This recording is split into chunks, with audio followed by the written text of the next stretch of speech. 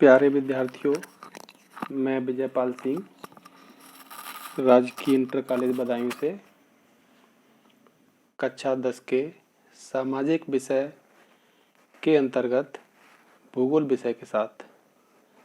प्यारे विद्यार्थियों, इस ऑनलाइन कक्षा में हम लोग भूगोल विषय के पाठ 1 को पढ़ रहे हैं, जिसका नाम है संसाधन एवं विकास। इस संसाधन एवं विकास पाठ में हम लोगों ने पिछली कक्षा में, जो हमारी लास्ट क्लास थी, उसमें हम लोग पढ़ रहे थे भारत में भू उपयोग का प्रारूप। और मुझे आशा है कि आप लोगों को यहाँ तक समझ में आया होगा। और मेरे द्वारा जो आप लोगों को काम दिया गया है, मैंने कुछ क्वेश्चन आंसर आप लोगों को करने को दिए थे, आप लोगों ने वो करे भी होंगे। मैंने इस पाठ की एक सबसे पहले जो PDF थी वो भी भेजी थी, आप लोगों के पास पहुंच गई होगी। जिन बच्चों के पास ये PDF न पहुंची है जो पाठ है, तो वो बच्चे NCERT की वेबसाइट पर जाके अपनी किताबों को डाउनलोड भी कर सकते हैं। और अगर कहीं से आपको मिल जाए कक्षा 10 की, अगर कोई आपके से साथी हों, गांव में हों, भाई बहन के पास पुरानी किताब हो जो पिछले वर्ष की हो लगभग, तो NCERT वाली किताब जो हमारे यहाँ पर चल रही है इस समय, अगर आप लोगों के पास नहीं भी है किताब कहीं पर, तो आप मोबाइल के माध्यम से इन किताबों को NCERT की वेबसाइट पर जाकर इनको डाउनलोड भी कर सकते हैं। और मैंने जो हम लोग पाठ पढ़ रहे हैं इस समय संसाधन विकास, इसकी पहले दिन ही PDF आप लोगों को भेजी थी, तो आप लोग उसको देखकर भी इससे काफ़ी कुछ लाभ ले सकते हैं। तो चलिए आज हम लोग जहाँ हमने पिछली कक्षा में छोड़ा था वहाँ से आगे पढ़ते हैं। हमने पिछली कक्षा में छोड़ा था, जैसा कि आप देख पा रहे हैं, कि भारत की कुल सूचित क्षेत्र के लगभग 54% हिस्से पर ही खेती हो सकेगी। यहाँ तक हम लोग पढ़ चुके थे। तो चलिए आज आगे समझते हैं। ये क्या कह रहा है? शुद्ध निबल बोए गए क्षेत्र का प्रतिशत भी विभिन्न राज्यों में भिन्न भिन्न है। शुद्ध निबल बोए गए क्षेत्र मतलब ऐसे क्षेत्र जहाँ पर एक साल में 2 बार तक खेती की जाती है, मतलब एक साल में दो फसलें उगाई जाती हैं। पहले हम पढ़ चुके हैं कि कहीं एक साल में एक बार ही खेती हो रही है, कहीं 3 साल में एक बार खेती कर पा रहे हैं हम लोग। बहुत तरह तरह की जो भूमियाँ, मतलब हम लोग कृषि पढ़े थे इसके बारे में। तो ये कह रहा है कि शुद्ध निबल बोए गए क्षेत्र का प्रतिशत भी भिन्न भिन्न राज्यों में अलग अलग है। जैसे पंजाब और हरियाणा में 80% भूमि पर खेती होती है। जो मैदानी क्षेत्र है, जैसे हमारा UP है, पंजाब है, हरियाणा है, यहाँ पर क्या है, ज़्यादातर भूमि पर खेती होती है। परंतु अरुणाचल प्रदेश, मिजोरम, मणिपुर, अंडमान निकोबार द्वीप समूह में 10% से भी कम क्षेत्र बोया जाता है। मतलब बहुत सारे प्रदेश ऐसे हैं यहाँ पर जो जमीन है उसका केवल 10% भाग पर ही खेती, मतलब वहाँ पर कृषि कर पाते हैं लोग। ठीक है। हमारे देश में राष्ट्रीय वन नीति 1952, इसे याद रखेंगे, राष्ट्रीय वन नीति 1952। हमारे देश में भारत जब हमारा स्वतंत्र हुआ उसके बाद पर्यावरण संरक्षण के संबंध में, कि पर्यावरण को कैसे बचाया जाए, जो हम लोग पीछे पूरी बात पढ़ के आ रहे हैं, तो इसके संबंध में एक राष्ट्रीय वन नीति 1952 में इसे बनाया गया था सरकार द्वारा। 1952 द्वारा निर्धारित वनों के अंतर्गत 33% भौगोलिक क्षेत्र वांछित हैं। मतलब जो राष्ट्रीय वन नीति बनाई गई थी 1952 में, उसमें ये मतलब प्रावधान था कि जितनी हमारी भूमि है उस पर 33% भूमि पर वन होना मतलब जरूरी, उसमें कहा गया था, ये बात उसमें कही गई थी। जिसकी तुलना में वन के अंतर्गत क्षेत्र काफी कम है। लेकिन इसकी तुलना में क्या है, आज हमारे पास वनों की मात्रा जो है, जो प्रतिशत है वनों का, वो काफी कम है। उसके हिसाब से, किसके हिसाब से? राष्ट्रीय वन नीति के हिसाब से। वन नीति द्वारा निर्धारित यह सीमा पारिस्थितिकी संतुलन बनाए रखने के लिए आवश्यक है। पारिस्थितिकी संतुलन मतलब जो हमारा पर्यावरण संतुलन है ना, उसको बनाए रखने के लिए इतना वन क्षेत्र आवश्यक, उसके माध्यम से बताया गया था। वन क्षेत्रों के आसपास रहने वाले लाखों लोगों की आजीविका इस पर निर्भर करती है। भू उपयोग का एक भाग बंजर भूमि और दूसरा गैर कृषि प्रयोजनों में लगाई गई भूमि कहलाता है। भू उपयोग का एक भाग बंजर भूमि और दूसरा गैर कृषि प्रयोजनों, मतलब जो बहुत सारी जो फैक्ट्रियों में लगाई जाती हैं वो भूमि कहलाती है। बंजर भूमि में पहाड़ी, चट्टानें, सूखी और मरुस्थलीय। जो बंजर भूमि है वो कैसी है? भूमि में पहाड़ी हैं, चट्टानें हैं, सूखी भूमि है, मरुस्थली भूमि है ना, मरुस्थली भूमि शामिल है। गैर कृषि प्रयोजनों में लगाई भूमि में बस्तियां, जो हमारे गांव शहर जो बसते हैं वो कैसे किसमें है? गैर कृषि प्रयोजनों में लगाई गई भूमि के अंतर्गत आती हैं। सड़कें हैं, रेल लाइन है, उद्योग इत्यादि आते हैं। लंबे समय तक लगातार भूमि संरक्षण और प्रबंध की अवहेलना करने एवं लगातार भू उपयोग के कारण भू संसाधनों का निम्नीकरण हो रहा है। मतलब बहुत लंबे समय से भूमि का जो है प्रयोग किया जा रहा है, उसका संरक्षण और प्रबंध की जो अवहेलना, मतलब उसको अनदेखा कर दे रहे हैं लोग कि हाँ चल रहा है काम तो चलने दीजिए, मतलब जैसे उपयोग ज़्यादा करना कम करना है तो उसका ज़्यादा कर रहे हैं, है ना। तो क्या है, ये सब प्रबंधन की अवहेलना के अंतर्गत आता है। इसी कारण क्या हो रहा है, हमारे भू संसाधनों का निम्नीकरण हो रहा है। इसके कारण समाज और पर्यावरण पर गंभीर आपदा आ सकती है। अगर मतलब ऐसा ही रहा तो आने वाले समय में हमारा जो पर्यावरण है और जो हमारा समाज है उसके ऊपर क्या एक बहुत बड़ी गंभीर आपदा कभी बनकर आ सकती है ना। तो इसके बाद आता है भूमि निम्नीकरण और संरक्षण उपाय। भूमि निम्नीकरण, निम्नीकरण का एक सीधा सा अर्थ समझा जाए तो मतलब किसी चीज़ की गुणवत्ता में कमी, मतलब किसी भी चीज़ का ऐसा प्रयोग किया जाए उसकी गुणवत्ता में, मतलब जो उसकी गुणवत्ता है उसमें कमी आ जाना, निम्नीकरण का ये मतलब है। ऐसे अब मान लो आ गया भूमि निम्नीकरण, तो भूमि निम्नीकरण का क्या मतलब है कि भूमि के उपजाऊपन, भूमि की गुणवत्ता सबसे अच्छी, मतलब भूमि की गुणवत्ता क्या है कि उसका जितना ज़्यादा से ज़्यादा उसकी उपजाऊ उतनी ज़्यादा उसकी गुणवत्ता। तो भूमि की उपजाऊपन में कमी आना, तो ये सब कैसे आ रहा है देखते हैं। भूमि एक ऐसा संसाधन है जिसका उपयोग हमारे पूर्वज करते आए हैं तथा भावी पीढ़ी भी इसी भूमि का उपयोग करेगी। मतलब भूमि एक ऐसा संसाधन है, भूमि जिसका हमारे पूर्वज काफ़ी समय से लोग प्रयोग करते आए हैं और हम लोग भी कर रहे हैं, और हमारे आगे वाली जो पीढ़ी है वो भी इसी का ही उपयोग करेगी, कहीं और तो जाके रहेगी नहीं, मतलब इसी भूमि पर रहेगी और यहीं पर इसका उपयोग करेगी। हम भोजन, मकान और कपड़े की अपनी मूल आवश्यकताओं का 95% भाग भूमि से प्राप्त करते हैं। हम भोजन, मकान और कपड़े, एक जो मानव की या इंसान की जो सबसे मूलभूत आवश्यकता होती है, कहते हैं ना, एक कहावत कहते हैं रोटी, कपड़ा और मकान, है ना, यही चीज़ तो सबसे इम्पोर्टेंट है मानव जीवन के लिए। तो रोटी, कपड़ा और मकान के सबसे आवश्यक चीज़ें हैं, और इन तीनों ही आवश्यक चीज़ों का 95% भाग, मतलब 95% भाग यहाँ कहाँ से प्राप्त करते हैं? भूमि से ही प्राप्त करते हैं। मानव कार्यकलापों के कारण न केवल भूमि का निम्नीकरण हो रहा है बल्कि भूमि को नुकसान पहुंचाने वाली प्राकृतिक ताकतों को भी बल मिला है। जो हम भूमि का उपयोग कर रहे हैं मानव, तो जो मानवीय क्रियाकलाप हैं, मतलब मानव ने इस तरीके से भूमि का या संसाधनों का प्रयोग किया है कि भूमि का क्या हो रहा है? निम्नीकरण हो रहा है। निम्नीकरण ही नहीं, मतलब भूमि के उपजाऊपन में कमी तो आई आ रही है, उसके साथ साथ क्या है, भूमि को नुकसान पहुंचाने वाली प्राकृतिक ताकतों को भी बल मिला है, मतलब जो चीज भूमि को नुकसान पहुंचाती, बहुत सारी प्रदूषण है जैसे जल प्रदूषण, वायु प्रदूषण, है ना, उन प्रदूषणों को भी बहुत ज्यादा बढ़ावा लगातार मिलता जा रहा है।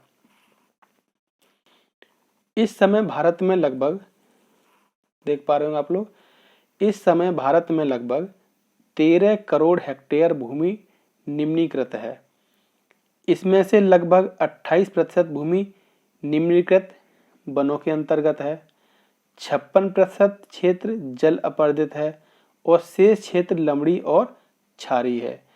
कुछ मानव क्रियाओं जैसे वनोन्मूलन, अति पशुचारण, खनन से भी भूमि के निम्नीकरण में मुख्य भूमिका निभाई गई है। मतलब वनोन्मूलन, उन्मूलन मतलब वनों का लगातार काटना, अति पशुचारण मतलब बहुत ज्यादा पशुओं को चराना, खनन मतलब खुदाई करना, इन सब के कारण भी क्या हुआ, भूमि का निम्नीकरण लगातार हो रहा है। खनन के उपरांत खदानों वाले स्थानों को गहरी खाइयों और मलबे के साथ खुला छोड़ दिया जाता है।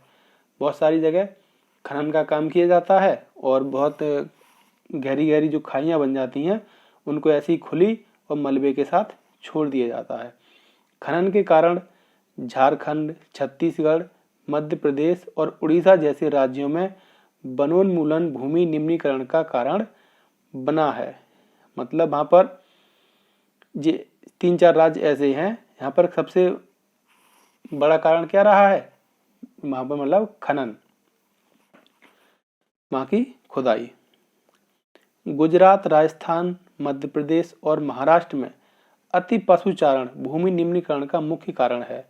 गुजरात, राजस्थान, मध्य प्रदेश और महाराष्ट्र, यहाँ पर क्या है, बहुत ज्यादा पशुचारण, मतलब जो पशुओं की चराई है, मतलब बहुत ज्यादा पशुओं को वहां चराया जाता है, तो वहां की जो भूमि है, वो जो उपजाऊ भूमि है, उस पर जो है उसमें गिरावट आ रही है। पंजाब, हरियाणा और पश्चिमी उत्तर प्रदेश जैसे राज्यों में अधिक सिंचाई भूमि निम्नीकरण के लिए उत्तरदायी है। मतलब पंजाब, हरियाणा, उत्तर प्रदेश, ये ऐसे राज्य हैं जहां पर अति सिंचाई, मतलब यहाँ पर क्या होता है, कैसे यहाँ पर फसलें कई फसलें लगातार, ऐसे एक फसल कट नहीं पाई और दूसरी फसल तैयार, फिर लगातार फसल चलती रहती है, तो जब फसल ज्यादा होंगी तो जाहिर सी बात है कि सिंचाई ज्यादा होगी।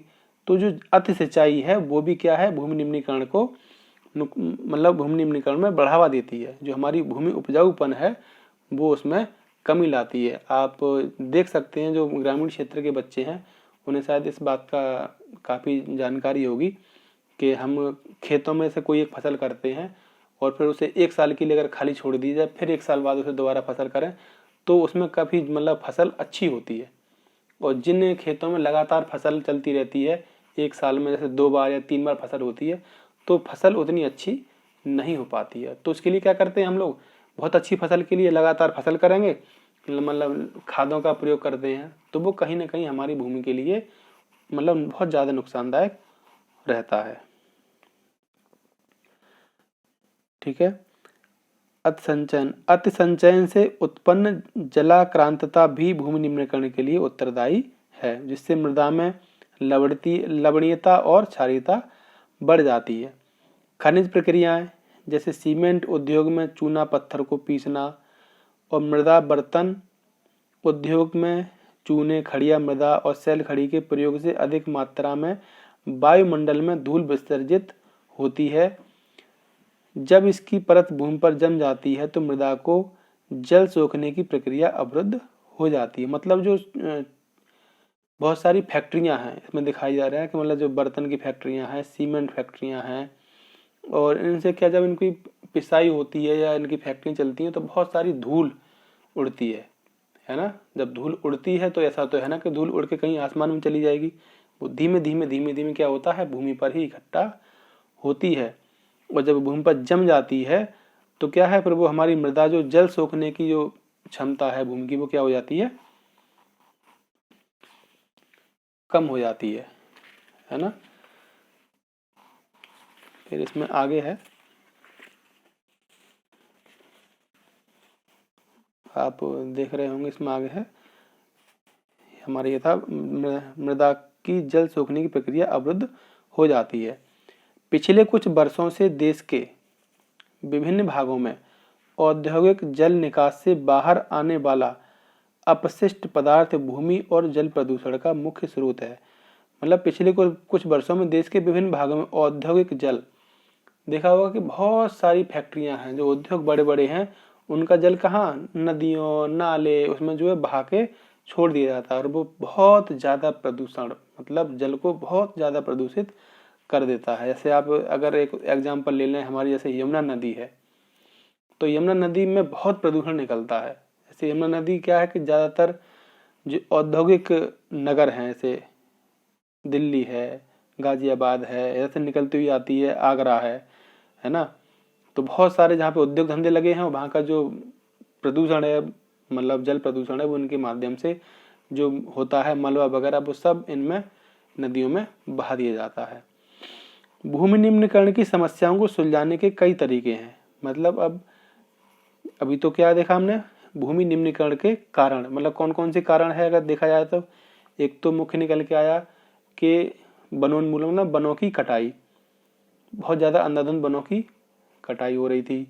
अति पशुचारण एक पॉइंट निकल के आया था कि पशुओं का बहुत ज़्यादा चराना, और एक और पॉइंट निकल के आया था खनन। मतलब 3-4 देशों में प्रदेशों में देखा था कि सबसे मुख्य कारण है भूमि निम्नीकरण का खनन, है ना। और 3-4 प्रदेशों में देखा था, जैसे उत्तर प्रदेश है, पंजाब, हरियाणा में क्या रहा है, अति सिंचाई, और कहीं कहीं क्या है, औद्योगिक धूल। ये कई 3-4-5-6 कारण निकल के आते हैं कि जिनसे हमारी भूमि का निम्नीकरण हो रहा है। अब इन निम्नीकरण को रोकने का क्या उपाय है, इनको सुलझाने का क्या उपाय है। तो भूमि निम्नीकरण की समस्याओं को सुलझाने के कई तरीके हैं। वनारोपण और चारागाहों का उचित प्रबंधन इसमें कुछ हद तक मदद कर सकते हैं।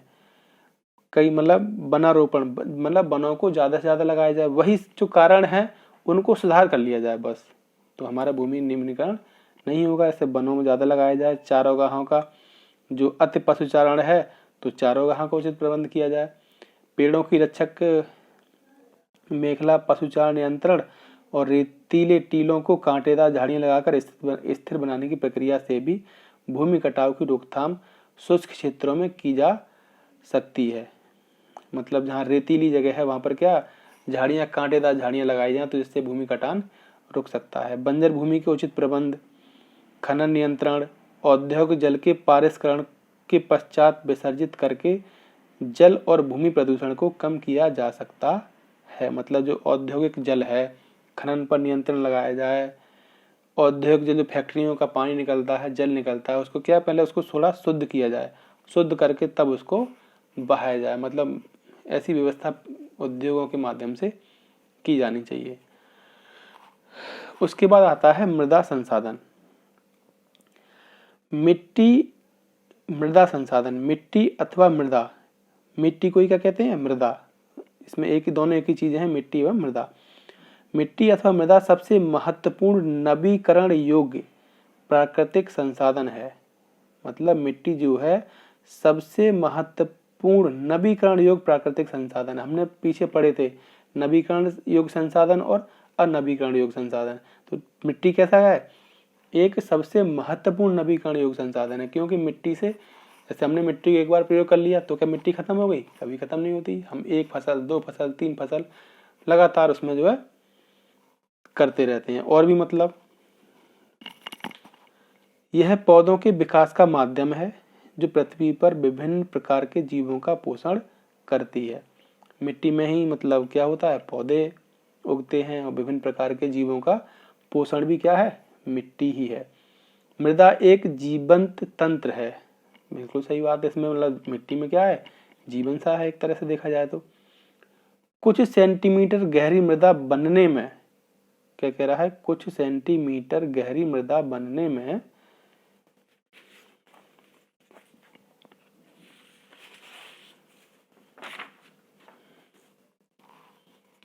लाखों वर्ष लग जाते हैं।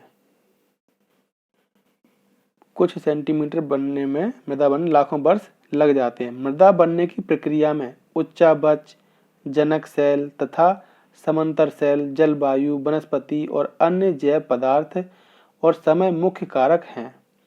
मतलब मृदा बनने में अगर ऐसे कोई चीज़ है तो कुछ सेंटीमीटर बनने में क्या होता है, बहुत ज़्यादा समय लगता है। ऐसे कोई चीज़ है एकदम तो मिट्टी बन नहीं जाती, जैसे आपने देखा होगा। मान लो अब लकड़ी को ही डाल दो, है ना, या कोई चीज़ को आपने डाला ऐसे, तो क्या एकदम मिट्टी बन जाती है? वो धीमे धीमे अगर धीमे धीमे धीमे धीमे गलेगी और उसमें क्या होगा, बहुत सारी चीज़ों की उसमें प्रक्रिया होगी। उसमें सेल भी होगा, जलवायु भी होगी, वनस्पति भी होगी, जैव पदार्थ भी होगी। मतलब बहुत सारी चीज़ों को उसमें प्रक्रिया के माध्यम से वो मिट्टी में परिवर्तन हो पाएगी। प्रत्येक प्रकृति के अनेक तत्वों जैसे तापमान परिवर्तन, बहते जल की क्रिया, पवन, हिमनदी अपघटन क्रियाएं आदि मृदा बनने की प्रक्रिया में योगदान देती हैं। बहुत सारी चीज़ें हैं, है ना। ये सब चीज़ें क्या करती हैं, मृदा बनने में योगदान देती हैं। मृदा में होने वाले रासायनिक और जैविक परिवर्तन भी महत्वपूर्ण हैं।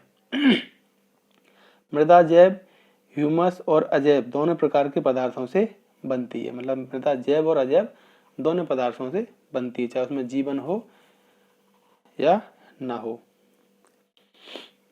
मृदा बनने की प्रक्रिया को निर्धारित करने वाले तत्वों, उनके रंग, गहराई, गठन, आयु व रासायनिक और भौतिक गुणों के आधार पर भारत की मृदाओं के निम्नलिखित प्रकार हैं। मतलब मृदा बनने की प्रक्रिया को निर्धारित करने वाले तत्वों, उनके रंग, गहराई, गठन, आयु, रासायनिक और भौतिक गुणों के आधार पर भारत की मृदाओं के निम्नलिखित प्रकार हैं।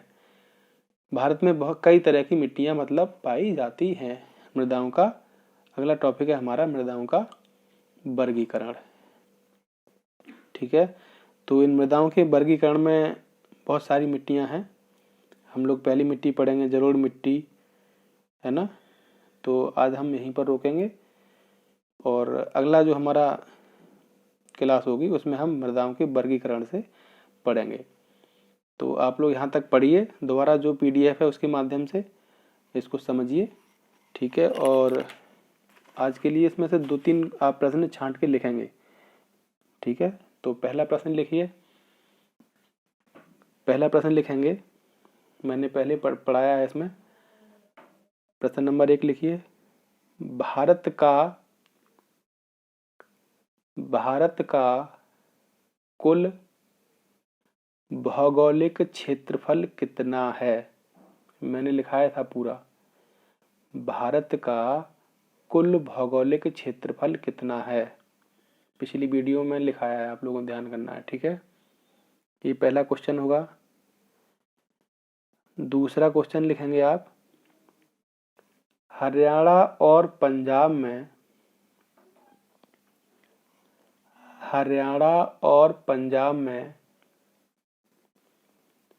कितने प्रतिशत